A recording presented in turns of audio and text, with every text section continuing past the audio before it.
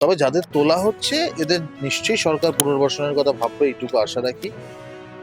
যেরকম ভাবে তৃণমূল সরকার গত 15 বছর চলেছে, যা পারবি দখল করেছে, যেভাবে ইচ্ছে লুটে পুটে খাওয়া।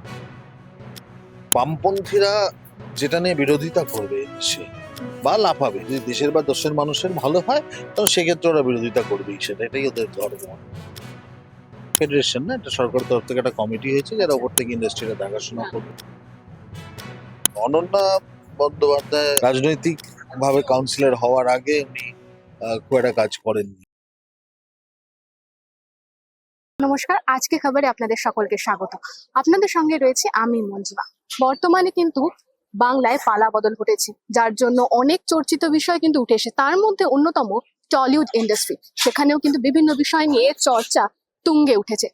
এই সব কিছু নিয়ে এবার বিশ্লেষণ করতে আমাদের সঙ্গে পেয়ে গিয়েছি বাংলা টেলিভিশন জগতের অন্যতম জনপ্রিয় মুখ সুমন বন্দ্যোপাধ্যায়, তথা তিনি বর্তমানে বিজেপির সক্রিয় সদস্য। প্রথমেই দাদা, তোমাকে স্বাগত আমাদের চ্যানেলে। প্রথমেই জিজ্ঞেস করবো, এই যে বর্তমান এই সিরিয়ালটা আপনি কাজ করছেন কুমকুম, এই চরিত্রটা নিয়ে বিশেষ কি আছে সেটা নিয়ে যদি একটু বলেন। চরিত্রতে আমার পালা বদল ঘটেছে, অনেকদিন পর আমি দুষ্টু লোকের চরিত্র করছি।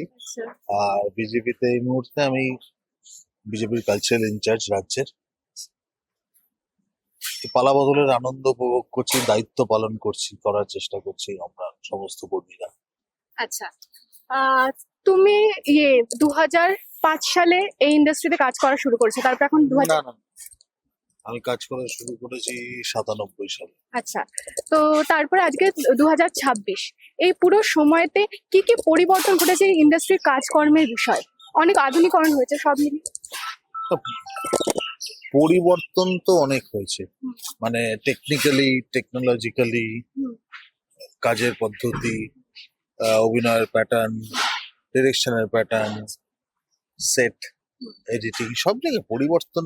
দেখো, জীবন পরিবর্তনশীল, ঠিক আছে, সমাজও তো একই সাথে পরিবর্তন হয়ে চলেছে এই জায়গাতে। ওখানে আদতে রূপলি পর্দা তো জীবনেরই প্রতিফলন হয়, তো সেই কারণে এটাও পরিবর্তনশীল, বহু পরিবর্তনের মধ্যে দিয়ে এখন একটা জায়গায় এসছে।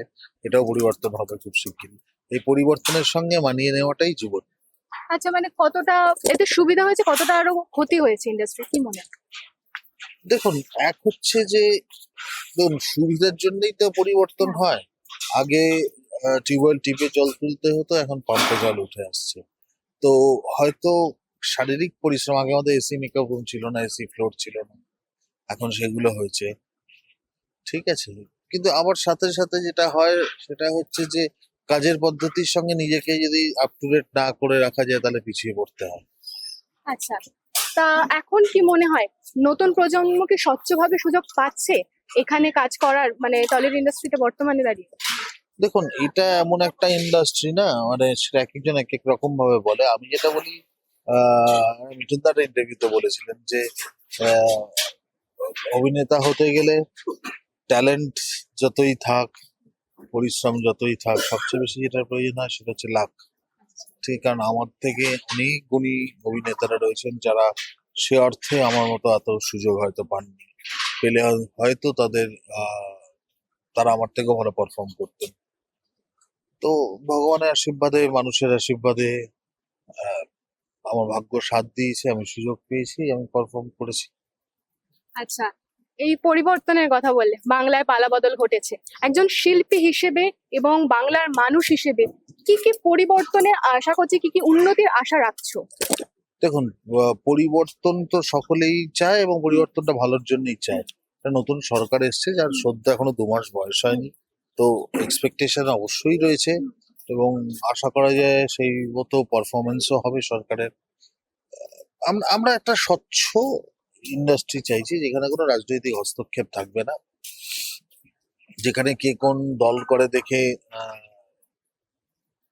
তাকে কাজে নেওয়া হবে না বা বাদ দেওয়া হবে না, ঠিক আছে। ব্যান কালচার থাকবে না, মানে আমরা কেউ নই যে কারোর পেটে লাথি মারার মতো, আমাদের সেই অধিকার নেই। আমরা যেমন কাউকে কাজ দিতে পারি না, কারোর কাজ করারও অধিকার আমাদের নেই। তো সবাই সবার মতো করে নিজের যোগ্যতায় কাজ করবে, এটাই, এইটুকু এক্সপেকটেশন।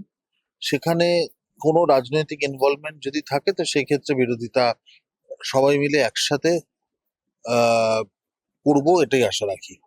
যেটা তুমি বললে ব্যান কালচার, এমনকি খুব প্রাসঙ্গিক হয়ে উঠেছে স্বরূপ বিশ্বাসের দাদাগিরি এতদিন পর্যন্ত, ফেডারেশন। তো এই সবকিছু কি এবারে সবকিছু সরে গিয়ে কি স্বচ্ছভাবে প্রডিউসার এখানে ইনভেস্ট করতে পারবে? এখন এখন শুধু কাজের কোয়ালিটির ওপরই কি নজর পড়বে? এই নতুন সরকার এটা অ্যাসুরেন্স করছে আপাতত? দেখুন, সেটাই তো কাম্য, সেটাই তো হওয়া উচিত। তো সেই জায়গা থেকে দাঁড়িয়ে সেটাই হবে, এটুকু তো নতুন সরকারের থেকে আমরা সকলে আশা করব। আচ্ছা, এখন নতুন ফেডারেশনে প্রসেনজিৎ চট্টোপাধ্যায় থেকে শুরু করে দেব, এমনকি হিরণ, অনেকে রয়েছে। তো তোমার একটা পোস্ট দেখছিলাম, জিৎ কি দোষ করেছে, জিৎ কেন নেই? তো এই বিষয়টাকে নিয়ে তুমি আগামী দিনে আবারও ইয়ে করবে, দাবি তুলবে বা সোচ্চার? আমি তেমন আমি তো সোশ্যাল মিডিয়াতে কথা তুলেছিলাম, এবং সেটার কি রেজাল্ট হয়েছে না হয়েছে খুব শিগগিরই আমরা জানতে পারবো। ফেডারেশন না, এটা সরকারের তরফ থেকে একটা কমিটি হয়েছে যারা ওপর থেকে ইন্ডাস্ট্রিটা দেখাশোনা করবে। হ্যাঁ, কমিটি চেঞ্জ হয়ে নতুন ভাবে কমিটি আসছে, তাতে দেখা যাবে যে আমার দল বা সরকার আমার কথা শুনেছে কিনা। দল তো নয়, দল এবং সরকার আলাদা হয় always। তবে সরকারের কাছে আমি আশা রাখি, যদি উম্মাদা থাকে, জিৎ দেব থাকেন, তাহলে অবশ্যই তৃতীয় সুপারস্টার আমার বাংলায় জিৎ, তাহলে সে থাকবে না কেন?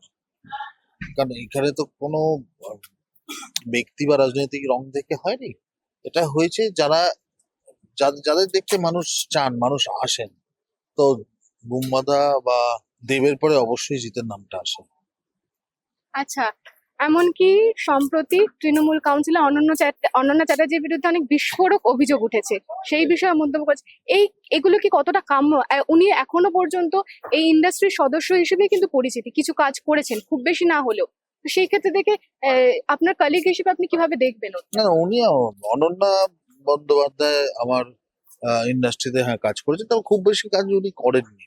বা উনি তৃণমূল জয়েন করার আগে, বা উনি রাজনৈতিক ভাবে কাউন্সিলর হওয়ার আগে উনি খুব একটা কাজ করেননি, ঠিক আছে। তো হঠাৎ করে ওনার অভিনয়ের লোকজনের ভালো লেগে গেছিল, খুব ভালো লাগতেই পারে। ওই আমি বললাম, ওনার কপাল বা ভাগ্য সাথ দিয়েছিল, উনি করছিলেন। ভাগ্যের প্রতি ওনারও বিশ্বাস ছিল, বিশ্বাসের প্রতি ওনার ভাগ্য ছিল। তো সব মিলেমিশে কাজ করছিলেন। কিন্তু আগামী দিনে উনি যদি আরো বেশি বেশি কাজ করেন, তখন বোঝা যাবে যে হ্যাঁ, শুধু ভাগ্য নয়, তার সঙ্গে ওনার যোগ্যতাটাও ছিল। আচ্ছা, যেরকম নতুন সরকার বিভিন্ন রকমের উন্নয়নমূলক উদ্যোগ নিতে দেখা যাচ্ছে, ঠিক সেরকম ভাবে কিন্তু হকার উচ্ছেদ, বুলডোজার অভিযান, এই নিয়েও কিন্তু অনেকের মনে ক্ষোভ বাসা বেঁধেছে। এমনকি বলতে পারো যে বিরোধীরা রীতিমতো আক্রমণ করছে এই বিষয়টা নিয়ে। সেই বিষয় নিয়ে তুমি বিজেপির সক্রিয় সদস্য হিসেবে কি বলবে? দেখুন, প্রথম এটা হচ্ছে সেটা কলকারখানা বন্ধ করে দিয়ে এদেরকে ফুটপাতে নামিয়ে এনেছিল সিপিএম, ঠিক আছে। এবার ফুটপাতে নামিয়ে এনে তাদেরকে বলছে, ওই আর কি, যেরকম ভাবে তৃণমূল সরকার গত 15 বছর চলেছে, যা পারবি দখল করে নে, যেভাবে ইচ্ছে লুটে পুটে খা। ওরা কৌটোনা দিয়ে পয়সা নিয়ে চলে গেছে। পরে তৃণমূল সরকার এসেছে এবং তারাও তাই করেছে। এবং কিন্তু বক্তব্য হচ্ছে, যে মানুষটা ট্যাক্স দেয় বা যে সাধারণ নাগরিক যারা, তাদের তো ফুটপাত দিয়ে হাঁটার অধিকার আছে। অথবা যে মানুষটা একটা দোকান খুলেছেন, যে মানুষটা সেটার জন্য সরকারকে ট্যাক্স দিচ্ছেন, সেই মানুষটা তো বিক্রি বাট্টা হোক, সেটাও তো তার অধিকারের মধ্যে পড়ে। তা কি নাকি আর যে লোকটা তার দোকানের রাস্তা, ঢোকার রাস্তা, শোরুমের সামনের অংশ সমস্তটা ঢেকে আর দোকান খুলে বসে আছে গায়ের জোয়ারি করে, ঠিক আছে, যেখানে মানুষ হাঁটতে পারে না। আজকে শুধুমাত্র ফুটপাত ছেড়ে রাস্তা দিয়ে হাঁটার জন্য কত শত মানুষের অ্যাক্সিডেন্ট হয়েছে। এবং শুধু তাই না, দখলদারি সবসময় এরকম ভাবে গায়ের জোরি বা দখলদারিকে বিরোধিতা করা উচিত, প্রশ্রয় দেওয়া উচিত না। হ্যাঁ, তবে যাদের তোলা হচ্ছে, এদের নিশ্চয়ই সরকার পুনর্বাসনের কথা ভাববে, এইটুকু আশা রাখি। আদারওয়াইজ তাদের সংসার কি করে চলবে? ইন্ডাস্ট্রি ছাড়াও আরো অনেক শিল্পী জগৎ আছে, শিল্পী জগতে উন্নতি নিয়ে সরকার আগামী দিনে কি ভাবছে? সেটা এখন নতুন সরকার, দেখা যাক, সময়ের সাথে সাথে নিশ্চয়ই কিছু ভাববে। এবং আরো একটা কথা যেটা বলতে গিয়ে আমার আগের প্রশ্নে বলা হলো না, সেটা হচ্ছে যে শুধুমাত্র আবার পারিবারিক ভেবে লাভ নেই। আমার পরিবারে হয়তো আমি একমাত্র রোজগারের সদস্য, তা বলে আমি একটা খুন করেছি, আমাকে জেলে নেবে না, কারণ আমি জেলে চলে গেলে আমার সংসার কি করে চলবে? সেটা তো হতে পারে না। অন্যায়টা অন্যায়, এটা পরিষ্কার হওয়া প্রয়োজন ছিল। এবং যখন প্রয়োজন ছিল, তখন সিপিএমও অপারেশন সানশাইন করেছিল, তখন তারা ফুটপাত খালি করে দিয়েছিল। এখন ওদের গায়ে লাগছে, কারণ ওদের তো বেসিক্যালি না আছে ভোট, না আছে ইস্যু, যা পাচ্ছে সেটা নিয়ে লাফাচ্ছে। এটাই ওদের অভ্যেস। এবং আরেকটা কথা জেনে রাখবেন যে বামপন্থীরা যেটা নিয়ে বিরোধিতা করবে দেশে বা লাফাবে, যদি দেশের বা দেশের মানুষের ভালো হয়, তাহলে সেক্ষেত্রে ওরা বিরোধিতা করবেই, সেটা এটাই ওদের ধর্ম, ওটাই ওদের। আচ্ছা, এবার আবার শিল্পীর ইয়েতে ফিরে আসি। তোমাকে বেশিরভাগ অনেক ধারাবাহিকে, বহু ধারাবাহিকে অভিনয়ের মাধ্যমে সকলের মন জয় করেছে, তবে খুব বেশি বড় পর্দায় কিংবা ওটিটিতে এখন নতুন ফরম্যাট যেটা ওটিটি, সেখানে দেখা যায়নি। আগামী দিনে কি দর্শক মহল আপনার সেই অভিনয় দক্ষতা ওটিটি বা বড় পর্দায় দেখতে পাবে, এরকম কিছু পরিকল্পনা আছে রাজনৈতিক এই ময়দানে ব্যস্ততা সামলেও? হ্যাঁ, কাজ তো বরাবরই করতে চেয়েছিলাম। গত 10 বছরে আমার কাজ কমে এসেছিল, গত 5 বছর আমার খুবই কম কাজ ছিল। Let's hope for the best. আমি তো আমার অভিনেতা, আমি আমার সংসার চলে অভিনয়ের পয়সা দিয়ে, তো আমার তো অন্য কোনো রোজগার নেই। তো অবশ্যই আমি চাইবো আরো বেশি বেশি কাজ করতে, ভালো কাজ করতে। দেখা যাক। নিজেকে আগামী দিনে কোন চরিত্রে দেখতে বেশি পছন্দ করবে, মানে বিশেষ কোনো চরিত্র মনে? দেখুন, পজিটিভ চরিত্রে খুব একটা বেশি কিছু একটা অভিনেতার করার থাকে না, আচ্ছা, তো নেগেটিভ চরিত্রে মজা বেশি। বাট আমি আমি সবই দুটোই করতে পছন্দ করি। আচ্ছা, অনেক ধন্যবাদ এত ব্যস্ত সময় থেকে আমাদের সময় দিলেন, এবং কি আশা করব আগামী দিনেও আমাদের পর্দায় আপনাকে পাবো। আগামী দিনের জন্য সুমন বন্দ্যোপাধ্যায়কে যেরকম শুভেচ্ছা রইলো, সেরকমই আগামী দিনে এই টলিউড ইন্ডাস্ট্রি কোন দিকে যায়, কতটা স্বচ্ছতা থাকে, এবং নতুন সরকারে কিভাবে আগামী দিনে আমাদের উন্নয়নের কথা ভাবে, সেই দিকে অবশ্যই আমাদেরও নজর থাকবে। ততক্ষণ অবধি অবশ্যই চোখ রাখুন আজকে খবরের পর্দায়।